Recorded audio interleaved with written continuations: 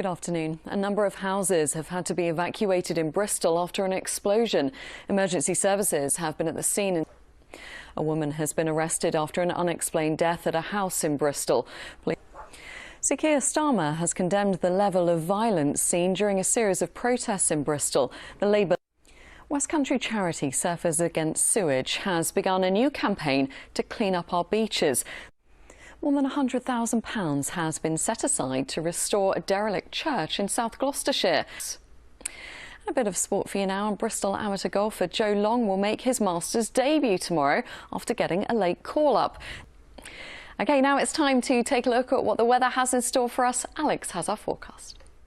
And that's all from the lunchtime team for now. I'm back at 6 with David Wood. I hope you can join us both then. Until then, there is plenty more on our website. But from all of us here, whatever you're doing, enjoy your afternoon and I'll see you later. Bye-bye. Good evening. Police are treating an explosion at a home in Bristol today as suspicious. A number of houses in the St Paul's area had to be evacuated following the incident, which happened early this morning. Well, let's get the very latest from Karen Bell, who is in St Paul's. Karen, what more can you tell us?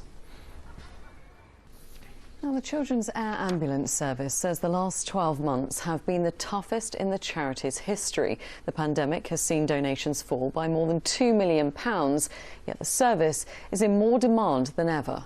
And for those in more rural areas of the West Country, it can mean that real difference between life and death. Ellie Louise Ringe reports. And there's plenty more still to come on our programme tonight before 6:30, including find out what this street in Bristol... And Victoria is here with us now. Victoria, Sir Keir Starmer there talking about the vaccine, a real national political issue today. Absolutely, and something... Victoria, thank you very much indeed.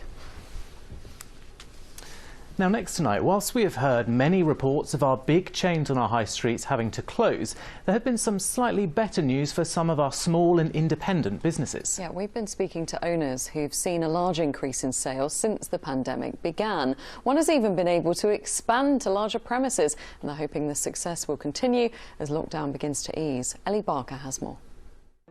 More than 50 people living on a street which backs onto St George's Park in Bristol have helped to create a film documenting life in lockdown. Yeah, it's called A Window in Time, and it follows the neighbours as they change job and have babies, but also explores the challenge of isolation and grief, all whilst being told to stay at home. Max Walsh has been catching up with them.